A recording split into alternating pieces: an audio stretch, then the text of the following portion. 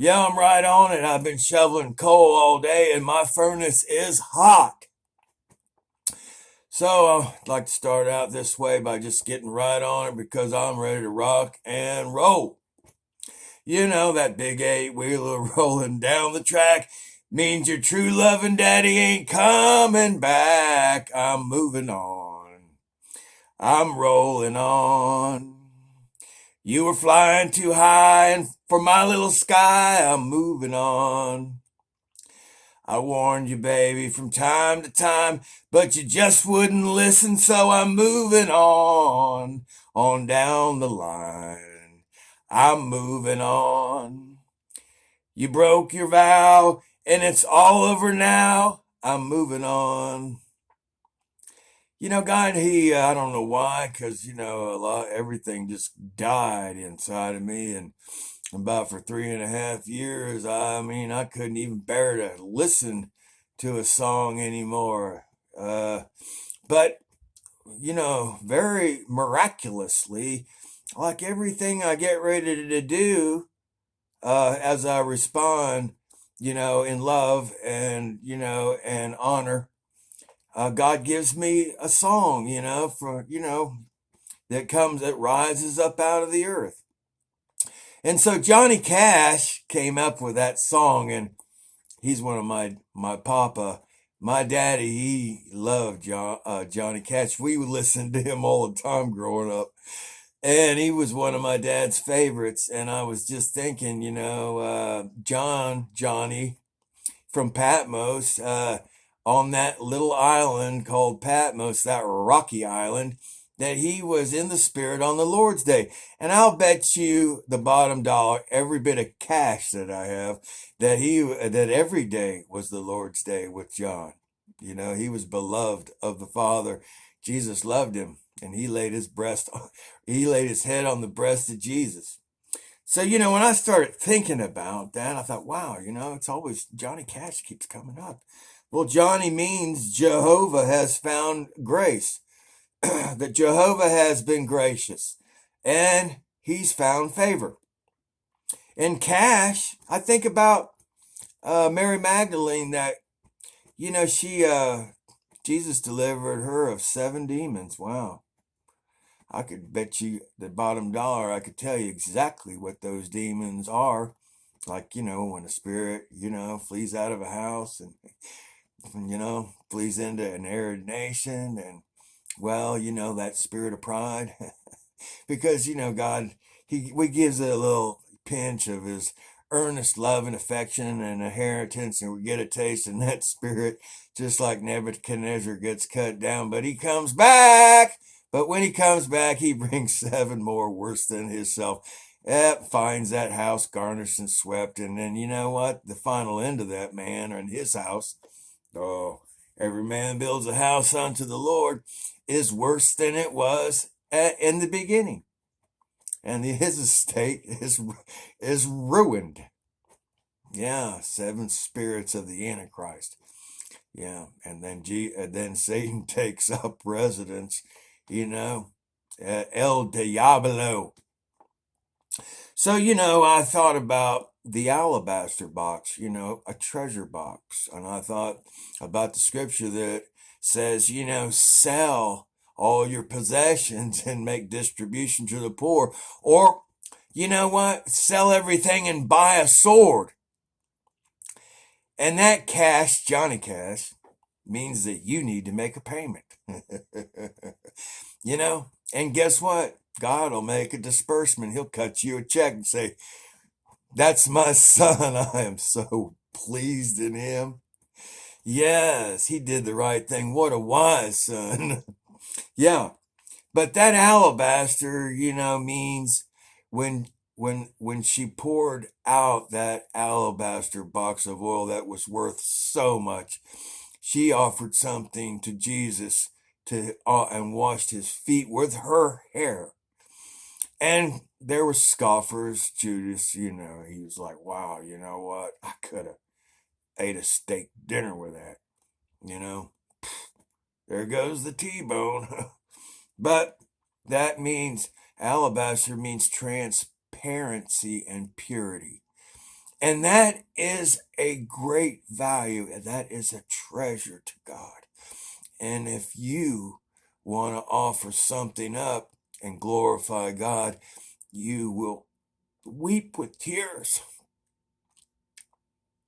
and be so transparent and pure as you get on your knees, and all the glory that you wanted for yourself, like a woman's hair, everything that you wanted in your own eyes, according to the flesh, you'll take that, your glory, and you will apply it to with transparency and purity, and you will anoint the feet of your Lord and Savior, and you will be doing a great work as you anoint the messenger of truth, as you worship God at the feet of his anointed ones. So I got a lot of ground to cover here. I need to keep on rolling on. You know what?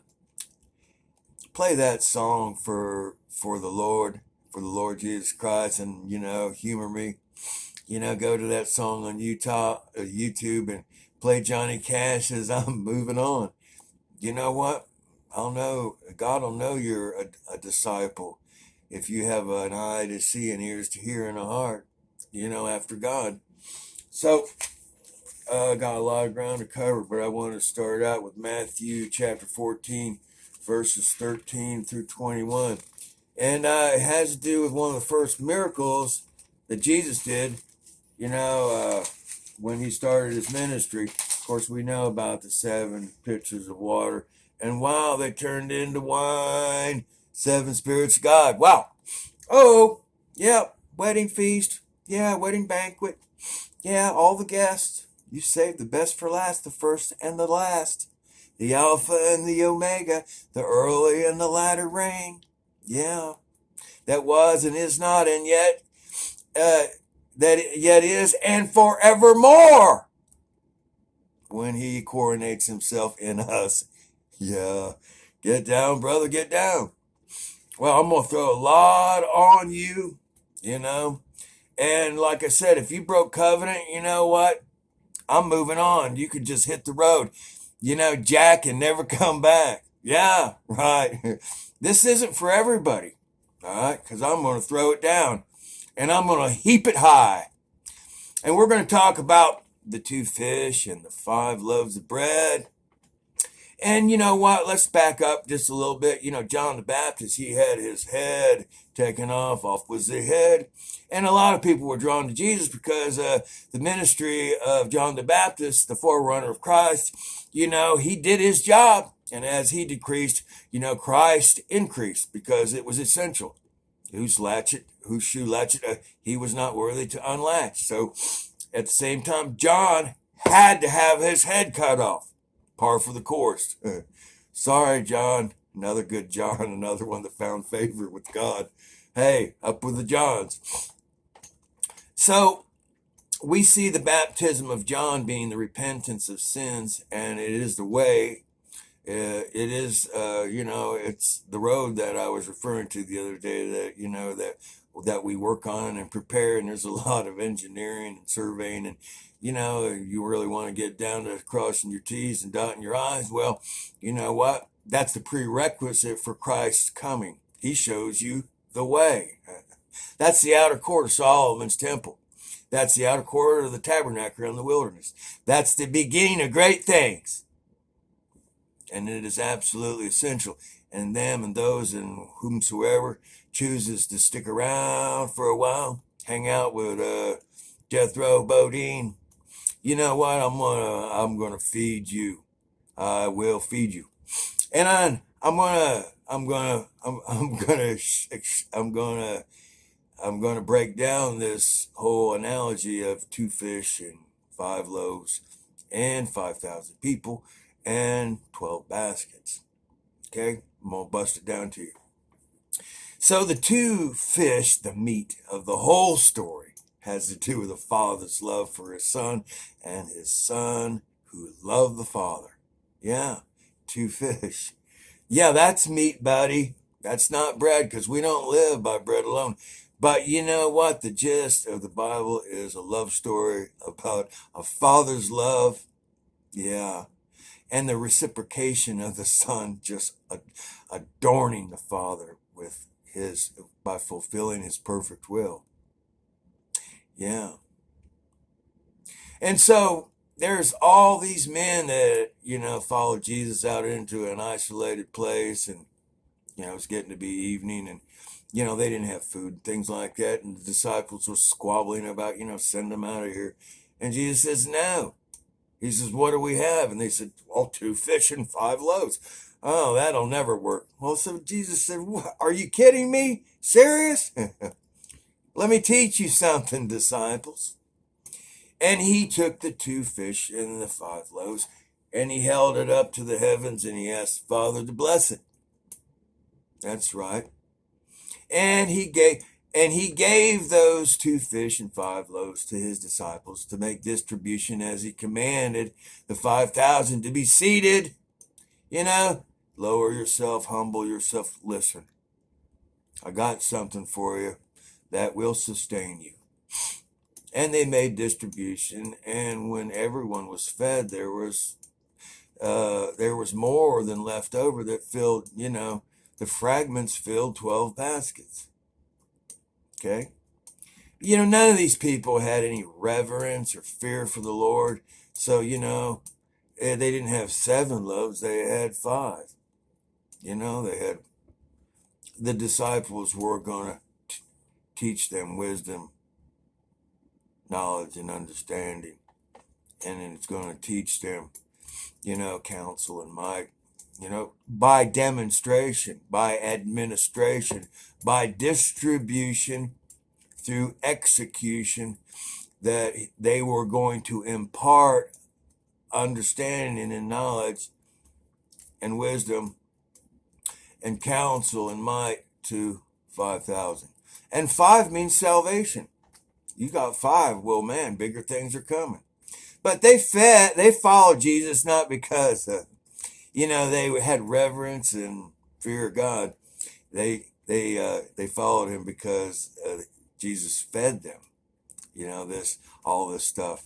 And it's the same with the disciples. They didn't know what manner of spirit they were, and they made mistake. Can we cast fire down from heaven on these punks? Yeah, they still weren't there. Are your hearts still so hard that you don't understand? It's a process, and so that's why they're disciples. They're not apostles yet. They can't be sent, it was only until Jesus died on the cross, it wasn't time. God places tutors and governors over you until an appointed time, and then you're sent out. Okay. Yeah. And so that's what the whole deal is to make disciples of all men, but it starts with 2 fish and 5 loaves. Yeah. And guess what? Well, there's only 12 of them and Jesus. And guess what? His flock just increased to 5,000 over the concept, the inception of the relationship between the Son and the Father, the Son, yeah, and the 5 spirits of God. Yeah, that's right. But that 5 spirits isn't enough, because we don't live by bread alone.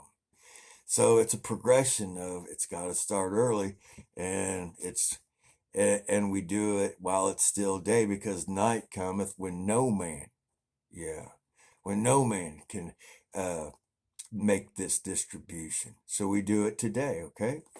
So anyway, 12 fragments of baskets. These baskets represent the parable that the disciples learned, all 12 of them, and now they have all this understanding. The fragments of everything that happened through that event, they carry now, just like a storehouse of wealth and riches that they can draw on at any time. But presently, in every disciple's hands, they have the residual of the parable, and now they understand and have conceived that if they just go out and take what Jesus has given them and blessed, that it will multiply 5,000 people. Yeah. And this 1,000 times 5 spirits represents those that already have the get-go and the green light to rule and reign and to participate in the millennium.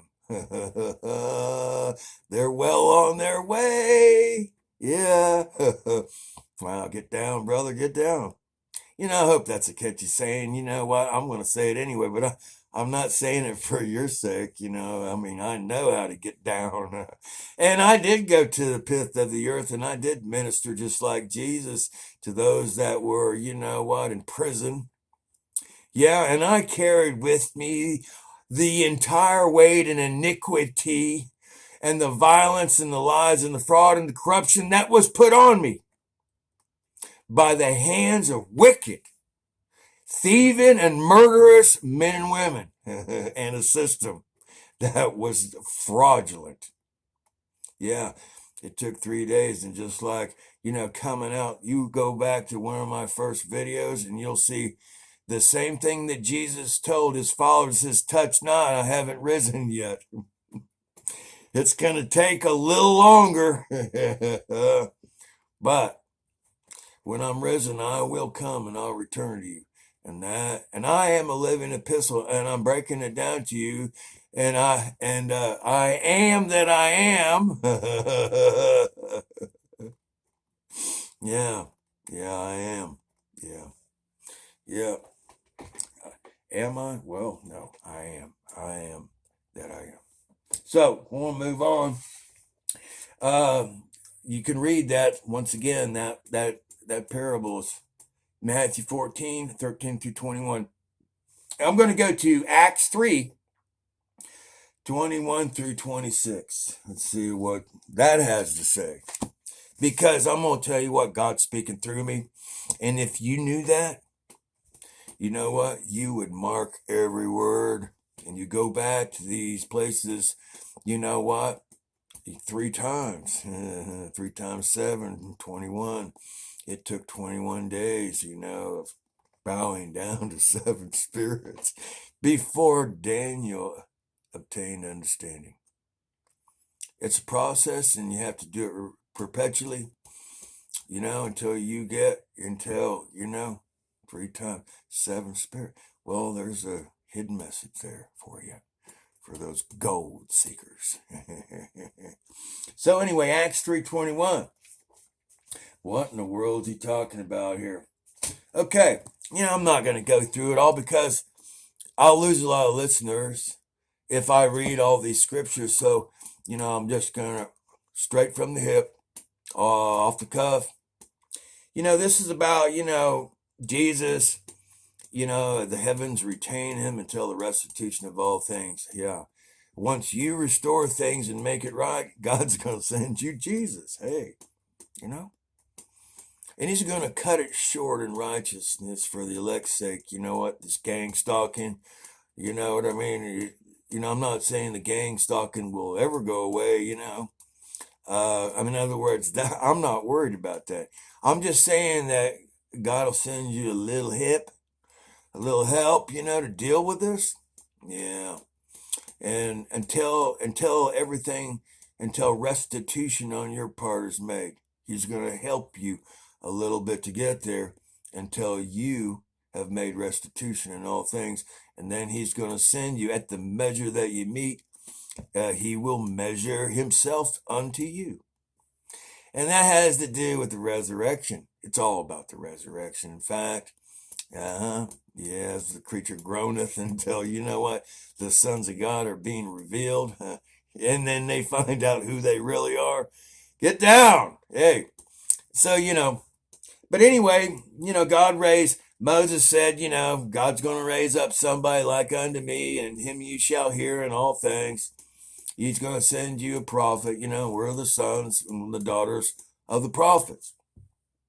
Whomsoever won't listen, their soul shall be damned and they'll be destroyed. Just how it is. I'm sure that my videos are being blocked. That only you that remain are privy to these things. And, you're the children of the prophets. And unto you first God, having raised up his son, Jesus, he sent him to bless you. Yeah.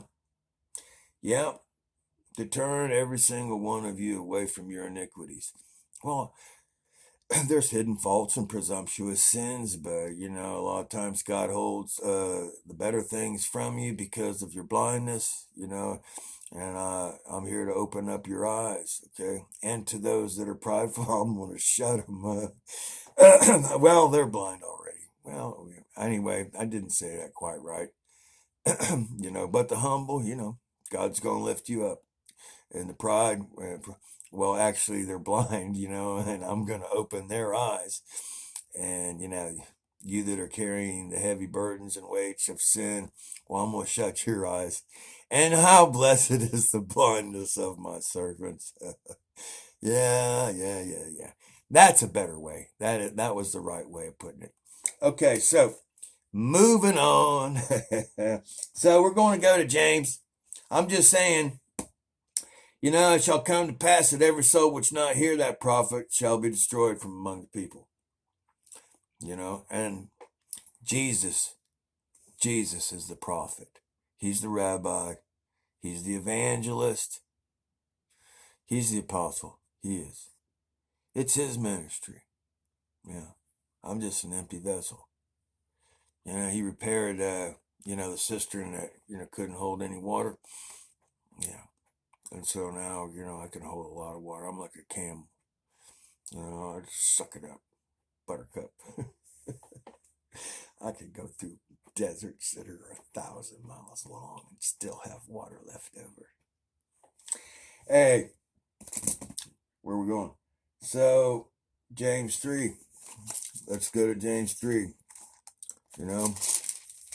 James 3, 12 through 18. What are we talking about here?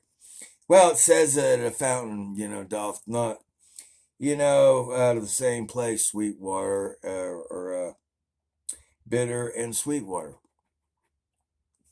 You're either under the law of sin and death, or you're under the new covenant, the new blood covenant, the law of faith.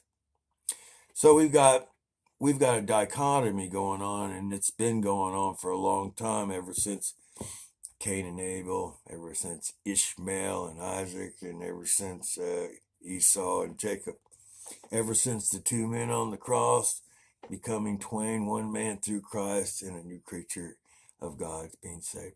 We got the circumcision, the outward and the inward. It's the same dichotomy.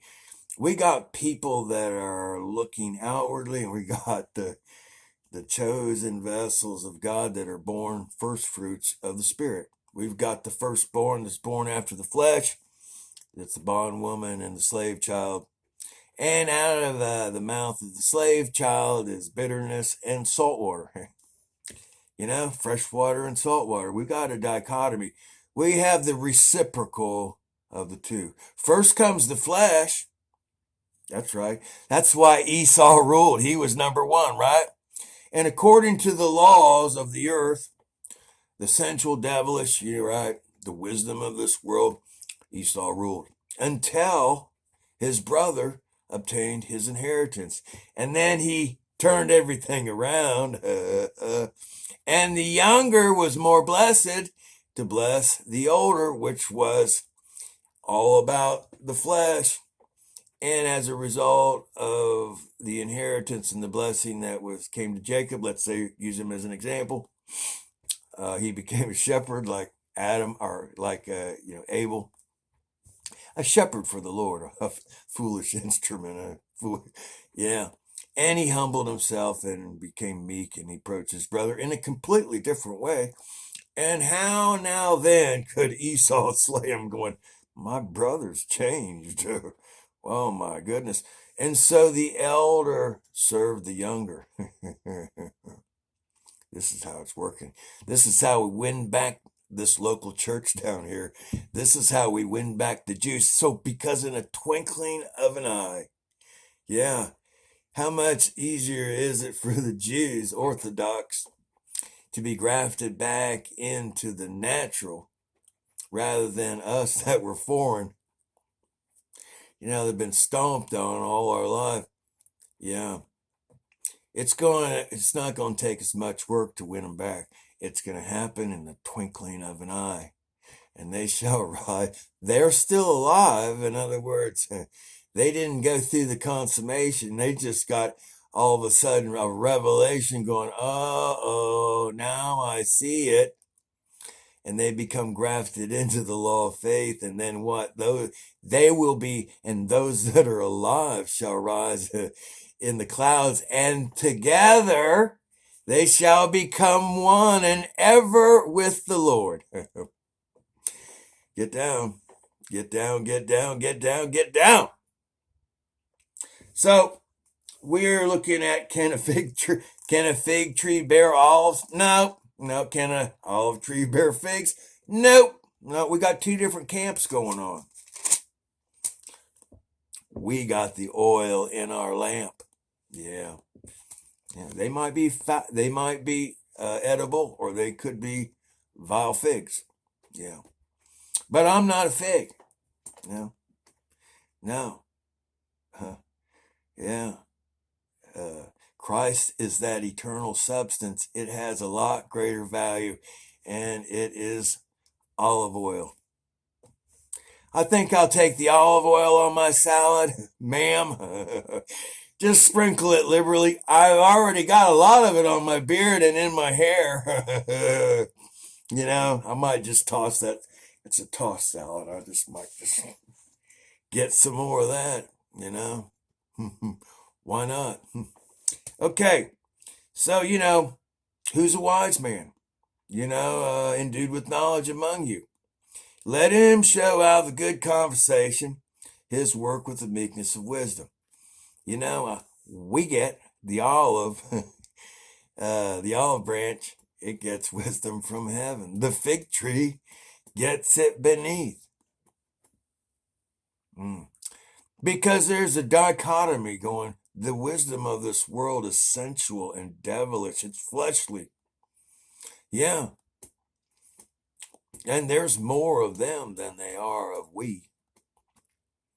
So, you can see the difference, knowledge is prudence, the knowledge of good and evil. Hey, striving, envying, contentions, division in the church. I know more than you. No, it's my turn to speak. It's my turn. No, you had your turn. I don't know why they put you in charge. I should be in charge.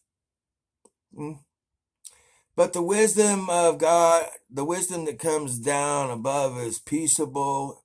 It's easy to be entreated. It doesn't show partiality. It's administered in meekness. And it's effectual in every way to them that humble themselves. But you know what? If you've broken your vow, I've warned you so many times. I'm moving on. You know what? I don't have time for you. I don't. Yeah. That's why Elijah went to, I think it was the woman, the widow of Retepta. I can't remember exactly the name. That's why Jesus told him when he read the Elijah chapter 61, and they wanted to throw him off the cliff. And then he said, what you're going to say is heal thyself. Well, I know what you're going to say. I know what's in your heart. And that's why I'm moving on. Yeah, that widow, she needed God. And she gave, like the widow's mite, she gave everything she had. She laid down her life for, like the alabaster box, like Mary Magdalene, and said, I give it all to you, Lord. And guess what? The prophet blessed her. Yeah. And she filled with oil, Christ. Yeah. She gave the last meal, everything she had, and God gave her something that would never end. Gave her more treasure and wealth than anyone else. And she was, like I said, she was a minority. Yeah. And they're all searching to and fro.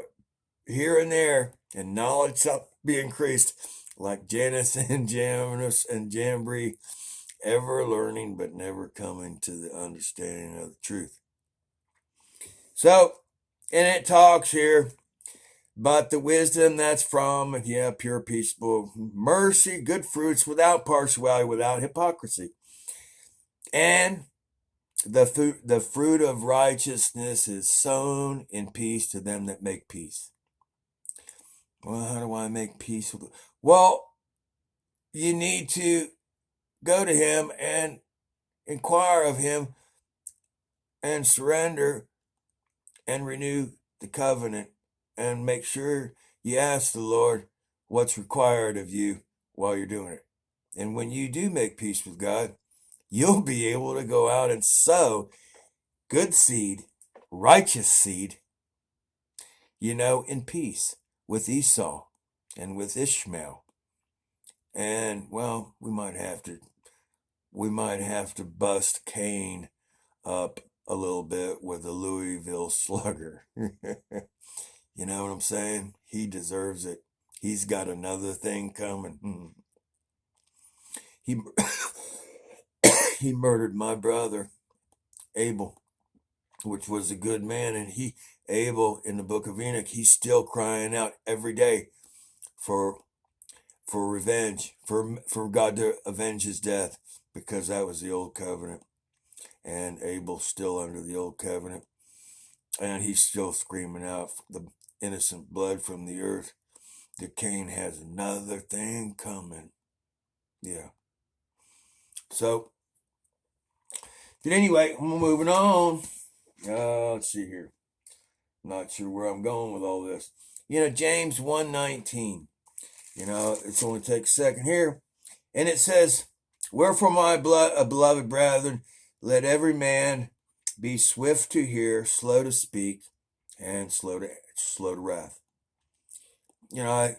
If you think that, well, anyone who thinks he knows anything at all, he doesn't even know what he ought to know, and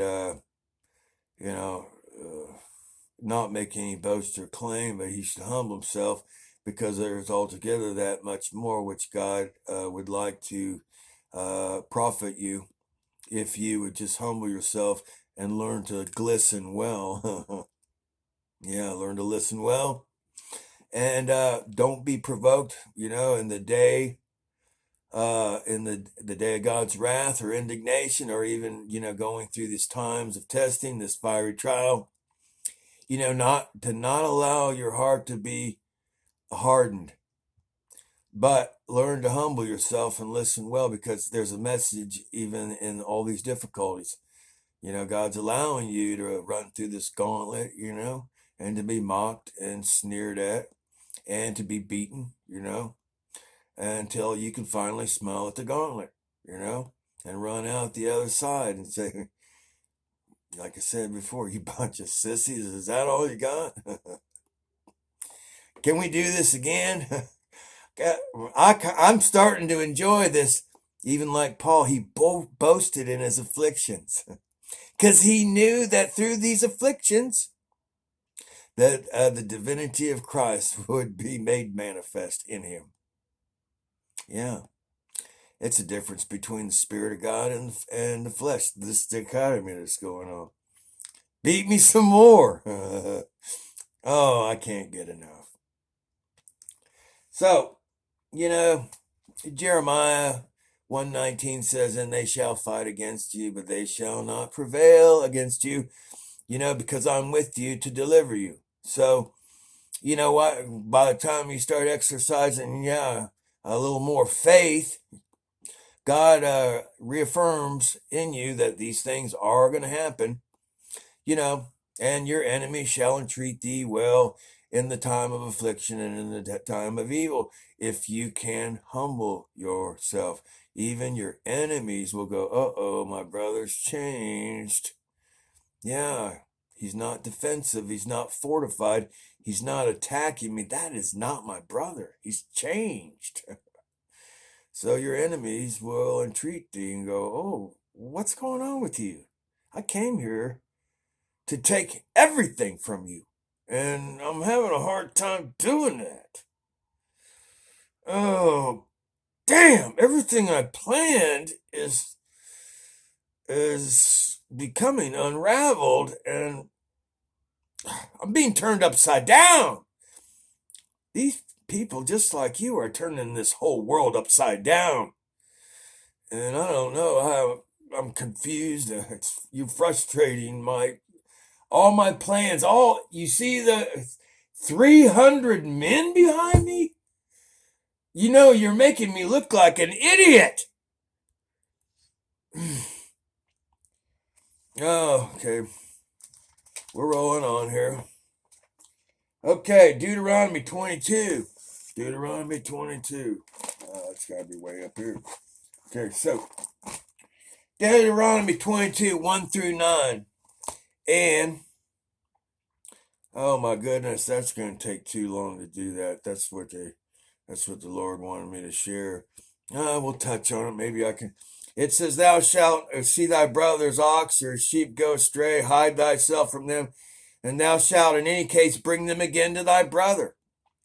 We see our brothers don't have their house together, and they're suffering loss.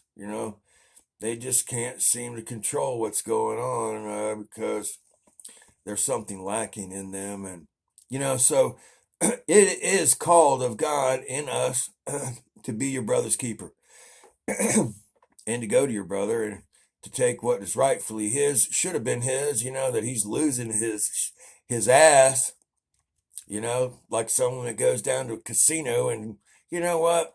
We're supposed to, if we love him, we're supposed to restore our brother. So we're looking out like a brother's keeper. Are you your brother's keeper? Yeah. Huh? Didn't God say that to Cain? Yeah. Yeah. Yeah. He just wanted to worship the works of his hands, whatever he thought was more beneficial to himself. Look what I did. No. We're supposed to look after the flock, even the lost sheep of Israel. So, if the brother's too far away, maybe he's in Hawaii. Yeah, maybe she's in Hawaii. God will direct you to one of your brothers, or sisters and say, hey, if you stand in the gap and build up the hedge and you intercede for them, and you're not going to be effectual unless you actually have a heart to love them and you count them as a brother or sister. Anyway, in like manner shalt thou do with this ass. Oh my God, my brother is an ass. He is an ass. What, Lord, what are we going to do with him? So, and with any lost thing, likewise, thou mayest not hide it from him. Open rebuke is greater than hidden love. You're not going to hide these things from him. And, if you love him, you're going to bring it to a table and you're going to win back your brother or your sister. Thou shalt not see thy brother's ass, falling down, whatever. And so, now here we go, another one here. Let's just move on. There's three of them. A woman shall not wear that which pertaineth to a man, and a man shall not wear that which pertaineth to a woman. This is an abomination to the Lord. You women don't take a man's role. You men do not take the back seat to your wife or your girlfriend. Be a man if you're a man. And you women, learn from other women. Find a perfect farming model. Yeah. Sit at their feet and learn from them. That's right. If you won't take bread from your husband because, well, maybe he's an ass, well, then find a woman, a righteous and holy woman. Okay? Moving on. Now, bird's nest. If you chance upon the nest, the bird's nest chance before thee in the way, in any tree or ground where there be young ones, eggs, dams sitting, thou shalt not take the dam with the young. But thou shalt in any wise like the dam, let the dam go and take the young unto thee. That it may be well with thee, that, that thou mayest prolong thy days. And when okay, so I look at these YouTube channels, and they got followers, subscribers, and so to get subscribers, maybe, or you find something wrong with the damn it,